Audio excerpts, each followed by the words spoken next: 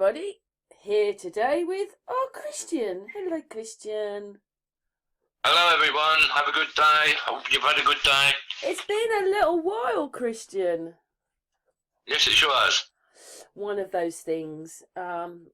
Anyway, we've come. Well, we're always talking, but actually, no, we didn't talk for a while because of Facebook. You can explain that. Yeah, my system got hacked and I ended up being off the internet for quite some time. A couple of months, I think it was.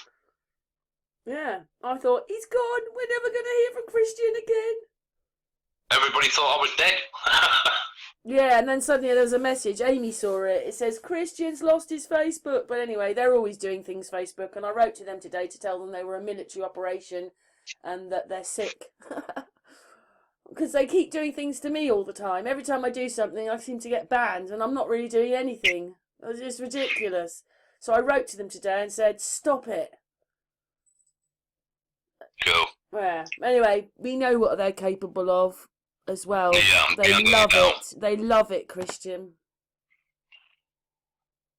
Yeah, it's been quite a mental 3 years, hasn't it? It has. But anyway, we've come together because we, a few months ago, were talking about, it's like fracking, but it's called leaching. And they're spelling it Leaching, leaching. So we're going to talk a bit about leaching because leaching is fracking. Whoops. Well, in my interpretation of fracking, leaching and mining, I think more or less they come under the same principles, that it's just a different variants they use in their methods. Yeah. Oh, I've just gone on. Wait a minute, I've lost the pictures. Hang on. Hang on a minute, Christian. I've just lost everything. Oh, dearie me. But there you are, that's leaching. And then these are some of the pictures. I'll come back, there you go. So, carry on. Sorry, Christian. So what's the difference between leaching and fracking? Nothing.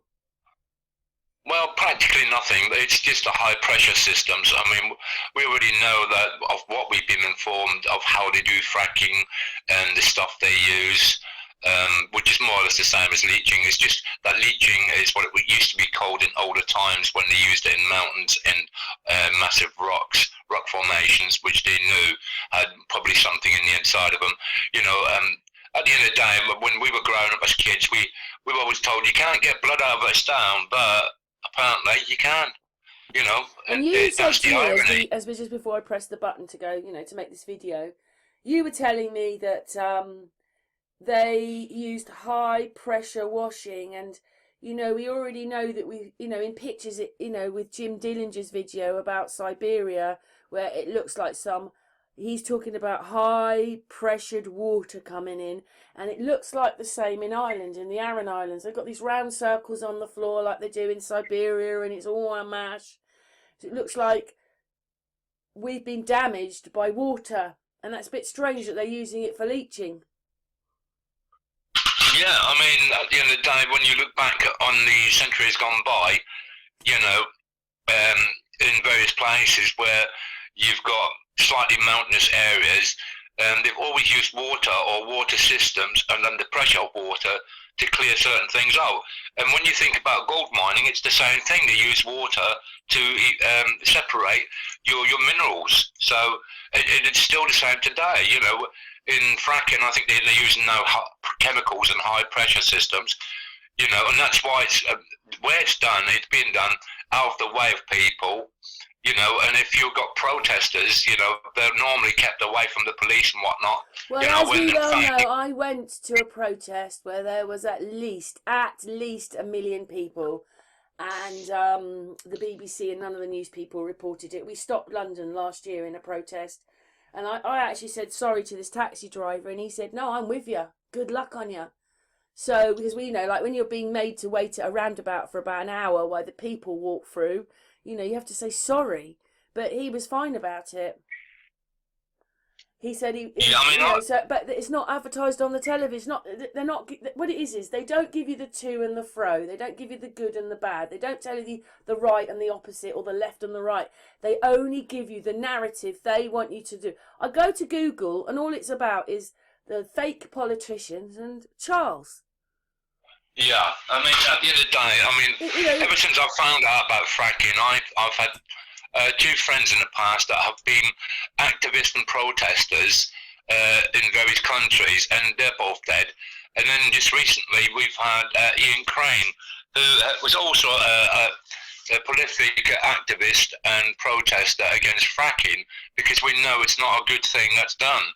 But overall, I mean, I was more shocked to the core to find out that fracking is used for the mining of precious metals and gold, things like gold. So you think, are they really I've mining? changed my mind a little bit about that, because you talked about that so much, and I heard it, and I suddenly thought one day, you know, as we can tell in history, you know, there was a big town, say, in the desert, Nevada desert, that's gone now. It was a mining town. It was almost the same size as Los Angeles.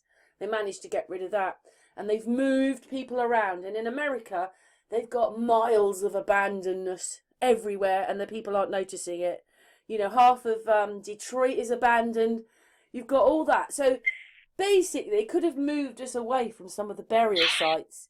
And then when they say they found gold, they've gone to a burial site, and we've made the gold, and they're taking the gold from us. And the better quality the gold, the older that person was that they got out. And this is it. I mean, I've researched so many. When I really thought that one day, and I thought, I'm going to be telling everybody this as well now. Well, I the mean, gold comes from us. The gold comes from us, and they're mining our dead bodies. And like I said to you in previous times that we've talked in the past, that every time I research something, it always takes me back to the mining projects of today, the past 100 years, and going back further into time. And I'm thinking, why do I always end up going back to mining? It's where it leads to. And when you research other stuff, that's exactly what it is, you know. And it's the same today. But the one thing that you never see on television is them showing you the mining operations with fracking or leaching or whatever it was called before then, you know. And as we've done a couple other blogs, like the one that you did about, I think it's Mexico, where they bring in the water to cool things down and then empty it out.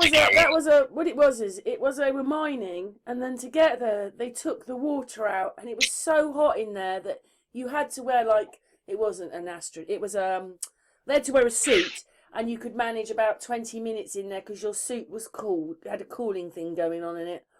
And then they said that when they finished mining, they'd put the water back. But if they don't put the water back, sometime in the future, that's going to blow, isn't it? Yeah, and I mean, what effect does... I know I've watched other stuff where it says that fracking does actually have an effect on the fields where farmers grow stuff, and various other outlines like in nature where it disturbs nature itself. So we know it's not good, and it takes away the mineral content within the soil and other things, you know. And when you begin to realise that these protesters in the past that have done their utmost to try and get it stopped, we know it can't be good because there's been so many protests, you know, and even the government had overturned its thing earlier, a couple of months back, about fracking, you know. So we know it can't be good. Why would you want to frack underneath your own house for the hope that it falls into a hole? Well, that's what's kind of happening to some people with all these sinkholes. I mean, that's the annoying thing, is once you realise that they did things with water and it leaves circles, what does it mean in Florida where circles are appearing everywhere? Yeah. And then people's houses are disappearing into the holes. Yeah. Oh, that's the other thing, Christian. When I was researching myself and looking at things, this was last year or even the year before, I realised that a massive mining had gone on, and basically most of it was over in the 1900s, well before we were born. So this whole thing, when they said that we were not civilised, we had to be for the mining. And the mining was over by the 1900s. They'd sort of mined everywhere by then. There's only small amounts of mines going now, not like there was. Everybody was mining, and they could have caused the problems. You could have had loads of earthquakes, especially if they were fracking or leaching. They could have caused many earthquakes for doing this. They could have caused all sorts of things doing this. And then I told you, I wondered whether we were the great-great-great-great-grandchildren of these people. We probably are. I mean, it's said that the Anunnaki created us to mine this world, and in certain areas, it's what we're still doing today on a large scale. But they're lying about gold, aren't they, and where it comes from and what it is. Yeah, I mean, if there were giants like 300 feet tall, which a lot of people are saying that was probably that was just the giants, never mind the titans or the Goliaths or the colossals. You know, we know that trees were massive on a massive scale, way in the distance. So yeah, and then they pretended, didn't they, that they were ship beams. I mean, they had to be big trees for that, but they're saying a lot of the beams in people's houses comes from ships. I mean, how many ships did they have? If every house has got a beam, you know, my house in Hungerford was built in the 60s. When I lived there, obviously my research, it was built in the 1600s, and up in the attic there was this great big beam that went across. And even when you go back then, the galleons and the fleets used to carry gold shipments. So where was the gold going? Who were they delivering it to? You know, and if it's a case that if you can go back centuries even before then, you'd think it's got to be a mountain the size of Everest made out of gold somewhere. Got to be. You know, you're talking, I don't know, 10 centuries, maybe more, 20 centuries of gold mining. I know, but then it's from all the people that lived here before. If you've got many graveyards of dead bodies, you're going to find loads of gold, aren't you?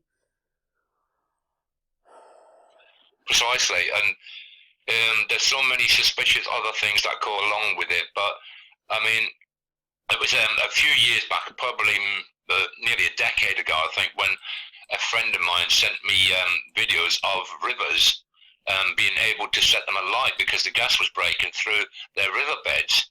You know, or was it that the water was so contaminated by what they've done? You know, this is in Australia, so it can't be anything good for the environment, and they keep telling us about the environment and climate change. Well, it's what they don't keep telling us, isn't it? Because they only tell us a little bit. They keep us in the dark about most of it. And then, for instance, we can't work out what's happened to Siberia or even Ireland now. You can't work it out. It's just happened. Something's happened. Yeah, I mean, it goes on the principle of living in a material world and how many people become so naive to their own environment that they may as well be, you know, zombie puppets, if you like, you know. 1 second, Christian, 1 second. I'm going to get a picture up of Ireland to show them what we're talking about there. Hang on. So this is the video I put out on Sun and Moon. It's Jim Dillinger's.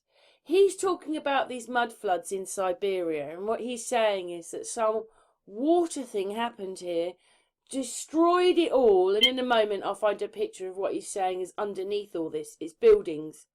Now, those holes are what's in Florida. It's what they call sinkholes, and it's in the Aran Islands. So carry on. Sorry, Christian, carry on. Christian, it's your turn. You there? Christian? Yeah, I was just going to say that if the mining was on a humongous scale, perhaps it caused something to unstable the world in such a way that it created a mud flood, or created a flood that caused a mud flood.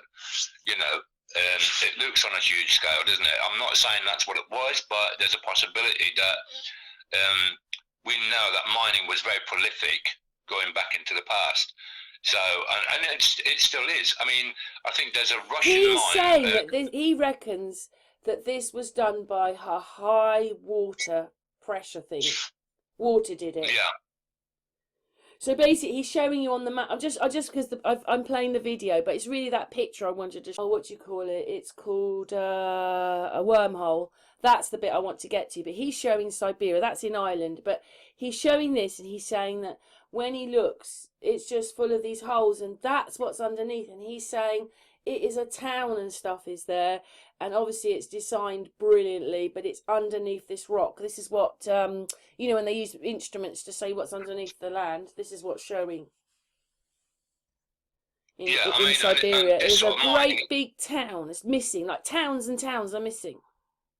Yeah, and this is still going on today. Like there's I think a De Beers mine. I think it's a gold mine, or might even be a diamond mine. I'm not sure which, but it's the size of New York and bigger, as in width, as in depth. So it's absolutely humongous. I'm not sure how deep it goes, but it's not the only one. And some of these places are restricted areas for working personnel only. So are these person now more informed that the average Joe from the street, because they don't show you it on TV, and it's pretty selective viewing, so you have to really search to go out your way to find out where these places are happening. You know, and I thought myself, well, in 2020 when the world was shut down, mining was still going on. So why isn't mining so selective that it doesn't touch COVID? So you know there's more to it than meets the eye. Well, yes, we know that was some military operation after all, don't we? Some military thing. But anyway, just because we can't say very much about that, Christian, but we all know what we mean. He's looking at these pictures that were taken in Russia. And, I mean, it is a bit bizarre how when you see one of the pictures, it looks like you're standing outside the front door of this building, which is underneath the ground. He's going to show that in a minute. I think the video's still going. Is it going? Because obviously he's talking. Yes. So in a moment, he's going to show you. Well, we have to keep talking till it comes along. But as far as he can see, it was all done with water. And you're talking about that for this leaching. Yeah, and fracking. And whatever else they used in the past. You know, it's been the main concept going back to the times of Rome. You know, whenever Rome actually existed, they used a lot of slaves to mine. You know, same as previous other civilizations that came before and after. It's always been about what this world can give. But who is the real receiver? You know, who is the receiver? I've been asking this for years now, many years, 15 years, something like that. You know, it's something that's so constant that they keep digging for. And perhaps it's come to the end of an era that collective that they're having to search for it in deeper places or more variant places that have. What do you mean they've taken nearly all the bodies now? Or maybe what it was is they're looking for the giants because their bodies would then make more gold, wouldn't it? Yeah, but I think because they're bigger. They're bigger, so there'd be more gold in a giant. Yeah, and when you look at the way that they call it the tectonic plates, but when you look at the world overall, it looks. I mean, what were mountains originally, and why did they all look so ragged, like they've been torn to shreds? You know. Where did they come from? How did they get into the place that I know the science and the physics that will do? Because when you look at mountains, they've got lines like trees, a lot of them. You know, you can do the research on that yourself, and some of them are layered. You know, some of them are different materials, compositions. Yeah, because some of the woods are thicker and denser and heavier. Yeah. And this is what I'm saying. It's like they give us their geology, and we know that things petrify, vitrify, liquefy. Sorry, Christian, just before you start, this is the picture showing us that is a building. Here, this is a building here, and this is underneath all this. These are all buildings. They were all buildings at one point, and they're not now. They're underneath this rock with all these holes and circles on it. It's like it's been utterly destroyed, and that's what he was talking about on this video. But they used, he reckoned, a high water thing to do it, to destroy it. Yeah. I mean, God knows what would happen, like in a split second or something. It's all I don't know, how would it work? Well, yeah, I mean, I've watched documentaries that explain to you that water can be used as good as a drill under the highest intensive pressure. You can pierce things with water. That's the magnificence of water. It's amazing. Do you know what? Aeroplanes use air which has got water in it. Everything that is anything came from here. Yeah, connected to water. Yeah, always connected to.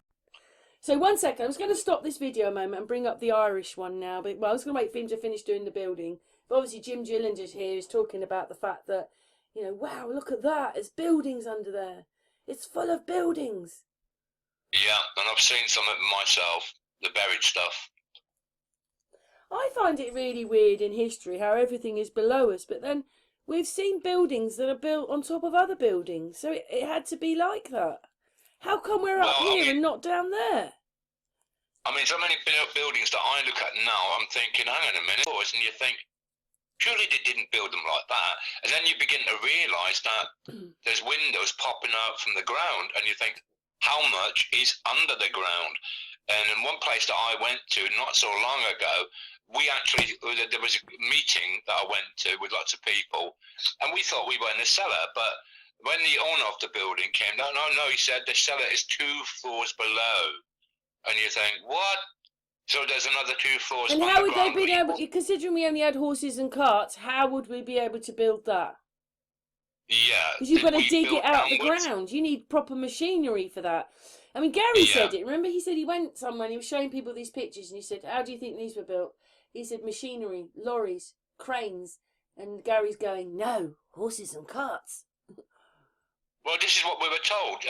The 1500s, 1600s, 1700s, 1800s, early 1800s were still horses and car.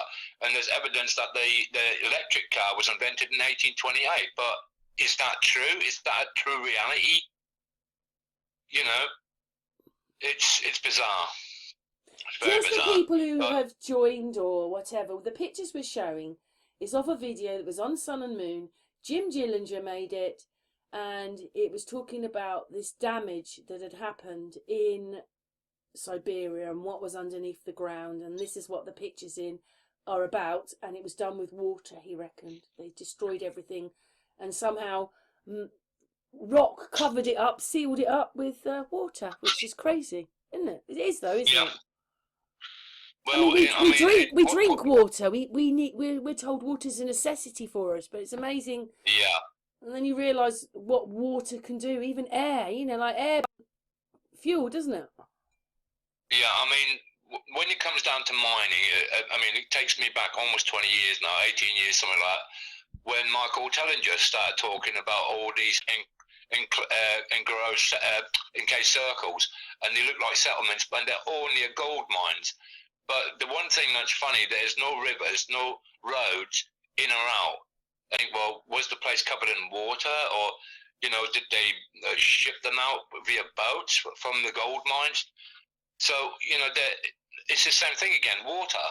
You know, it seems to be that that's the case. But if trees were megalithic size, and I mean megalithic size, not like the redwood, much bigger, you know, we know that certain trees, when petrified, they turn into a mineral substance. Not all, but some. That's something else that's happened to us, isn't it? We've petrified somewhere in there. Yeah, but if there was giants as well, and we know that the saying "gold veins." This is what got me onto. I heard this when I was a kid. Gold veins. Why has a mountain got gold veins? Why do they call it veins? You know, why not just call them tunnels, like they're digging the tunnels for gold? But no, these are actual veins, and they actually follow the vein because they go off in all sorts of directions. They have to follow the gold vein, because if they don't get the gold. It's as simple as that. It's like following the road with a car. You have to keep following off the path, and it makes perfect sense that they call them gold veins. And if it's gold veins, that's the way I see it. But could we have been that big? Because that means, you know, like we think we're quite big, and we look at the ants. That means that they would be us, and we'd be the ants.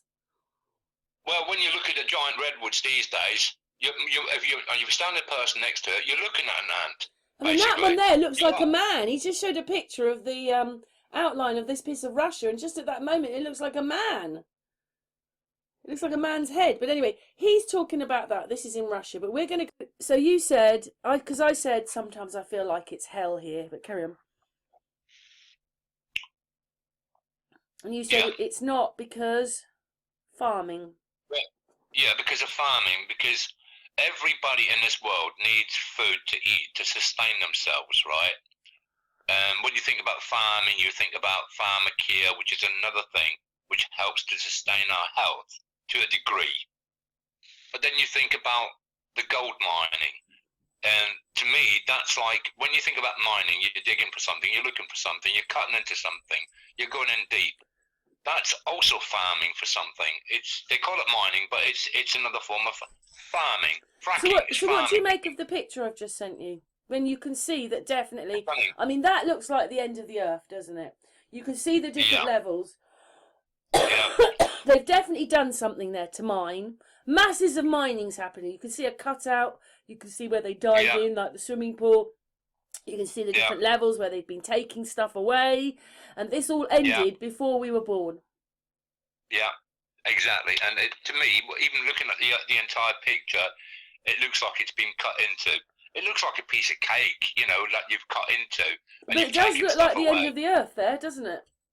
Yeah, basically it does. And that's just showing you But yeah, the different kind of levels the layers that we live on. I mean, we don't see that very often, not, around our country, do we? no, It's only because this is a little couple of islands off of Ireland, yeah, forgotten, if and you know what I mean. Because I can't find this it's picture been now, and broken. this is such a brilliant picture to show that is mining. Or leaching! Leaching! Or leaching, yeah. Because this is the other place, where the swimming pool bit is in the middle, and then that layer which is on top of it, that's got the circles in it, just like Siberia. Yeah. I mean, we do know that long ago, probably the 17 and 1800s, they used phosphates in various ways. And whatever chemicals they used then, that probably is why they called it leaching. To use the acidities of these chemicals that they brought out and made a chemical of it to use for leaching, which we now today call fracking, because we know they use chemicals, and that's why so many people were against it, because obviously it probably loosens up whatever's down there below, and they can bring it Yeah, because up. if you think about it, in Thatcham, we've got where I took the dogs for a walk. It's next to a salination point, but it used to be the refuse place where everybody chucked their rubbish. And now it's covered with grass and everybody took their dogs for a walk on it. But they've kind of stopped you again because if all this rubbish is underneath or things are underneath, they can move if you walk on them or whatever. Yeah. So why would you be drilling into it with leaching if all this is down there? There's buildings and all sorts of things. Maybe not with, well, yeah, there's buildings and things everywhere. Why would you be leaching in there? You could then cause all sorts of other problems. Buildings to fall, things to fall over. I think it helped cause a lot of earthquakes, to be honest. I mean, some people have said that there is a lot of stuff buried underground. I mean, and if the people were bigger in the past, right, much bigger than what we are, and there is a lot of stuff buried, the deeper you go, the bigger things get, we've both of us have come to the point where we've seen churches with a spire or a spire and a couple of shoulders, but we know that the rest of the building is underground. And depending on how deep it goes, we know churches had golden, and you can elaborate even further going back in time. So if the connection between us and gold, now they say that Michael Challenger says that we were created by the Anunnaki to mine gold, right? But what if we are the gold? Yeah, we're just walking gold, aren't we? Well, when they look at you and you think, well, in 200 or 300 years we'll be taking it from you. Well, these 10 million places that he's come across, they're settlements. And you think, that's a lot of people. That's what I mean. It just seems, when you told me, I was a bit like, yeah. And then I thought about it. And with all this abandonment and the fact that, a lot of the churchyards, a lot of them, are melted reality finds and they're all abandoned.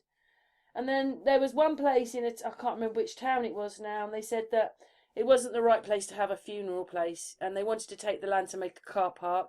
And then they disinterred everybody and buried them about, I don't know, a few miles away. But there were big coffins that came out. They were like Dracula's coffins. They were showing you some of the pictures. So they must have been very old people, obviously Romans. And what happened to all those bodies? Yeah, they just wanted the gold from them, didn't they?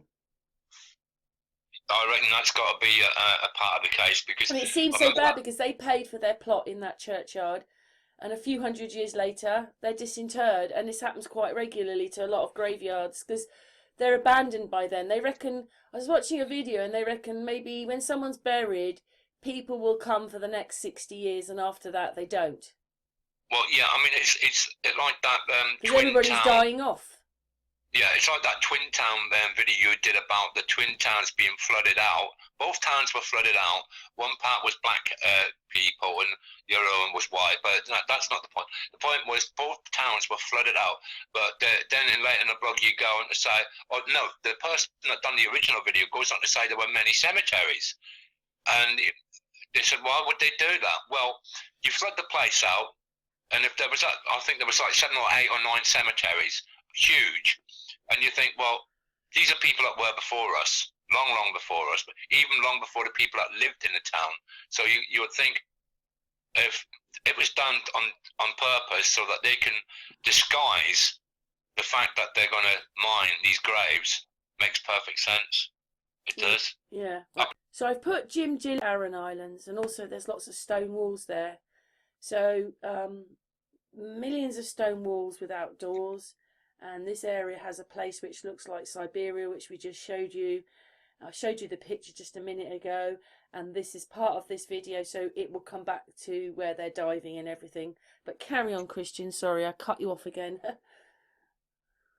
Yeah, as you were saying about the graves and digging up the graves, I mean, we know about grave robbers and grave diggers doing the grave robbing and whatnot. One thing other came to my mind was the fact the amount of graveyards that I've been to where I live, and even in other places that I've visited in recent years, and the fact that there are no graveyards beyond 1800. So didn't anybody bury anybody for the 1700s, 1600s, 1500s, 1400s, and even the church, which was built in the 1230s, built the church or the graveyard, buried there. You would have thought that they'd be connected. The person that built the church would be connected to the church, but no gravestones beyond, apart from one which was 1798, which you might as well call the 18th century, because that's how they operate. The 19th century is basically the 1800s. Yeah, we've been talking for a long time about this gold thing. Remember, because England holds the gold reserves, doesn't it, in London? You know, like we've done a lot about gold, and you were always going on about, why is it always gold? It's always gold. Gold. Even the Queen asking, did we get our quota? You know. Yeah.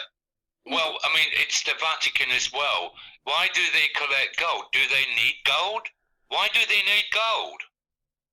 Why? Don't they need friendship and people to understand God? Why don't they just tell us the truth in the first place? Because we're only here because they've lied so much, and now we can't work anything out because they've lied so badly about everything. You know, it's like they're the baddies and they took over, but they didn't tell us that. And I'll be honest with you, I think ever since I was a child, I always thought, what do people see in a shiny little bit of metal that I'm missing? And obviously I am, you know, because maybe we're when you talking put about that on, it's like having a band of something. Maybe they can use it. Maybe they can get in. I don't know.